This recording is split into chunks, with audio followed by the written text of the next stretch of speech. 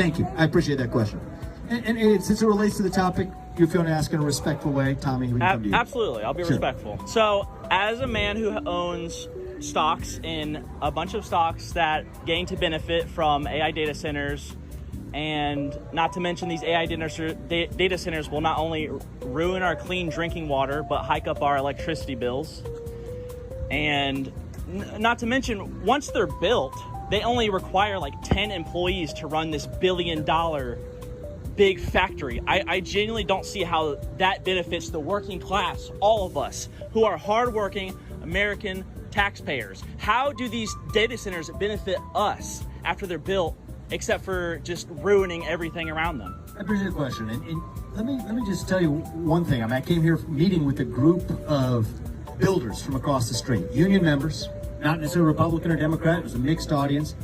They're actually constructing them, and they were begging me the exact opposite thing as you. They say, got to make sure that we're bringing the high-paying jobs because that's what it takes to actually feed my family. So I want to do our industrial development in ways that lift up our workers, that increase our wages, that put more money into your pockets. But as I said to the last question, it's got to be done in the right way, not in a way that increases energy costs, but decreases them. And I'll give you one example before going to any other topics people are interested in.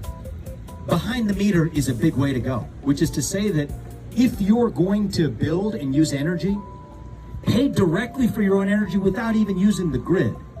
Why is that good? It goes back to the electric bill question. Because now you took a problem and you flipped it around into a solution.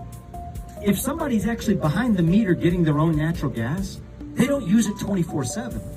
The grid can actually get the extra gas they're producing and bring down electric bills in the process. So some of this gets complicated, it gets technical. But what I think is we need a governor who actually understands the issues rather than somebody who just adopts a top-line solution that some consultant taught him to say. And on the money point, I'll come back to this one too. This is important. I hear this from What my about the opponent. clean drinking water that they're going to ruin? So drinking water, let's talk about this. Turns into brown. You cannot pollute somebody else's water and expect there not to be consequences. Absolutely. And that actually goes for all industrial development.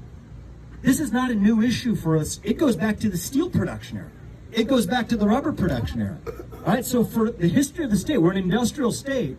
But to me, part of being a conservative in the Teddy Roosevelt tradition is also to conserve the God-given gifts we have been given. Our lakes, Lake Erie, our drinking water.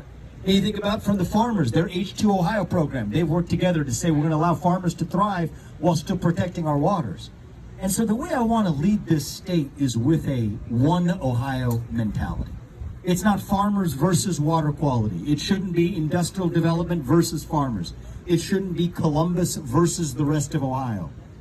I want to ensure, and you have my word on this, I'm not running to be the mayor of Greater Columbus. All right, I'm running to be the governor of all of Ohio, and the success of Ohio will include the success of every part of Ohio, including Wilmington, including the people who were left behind by the DHL closure almost 20 years ago. We're going to lift up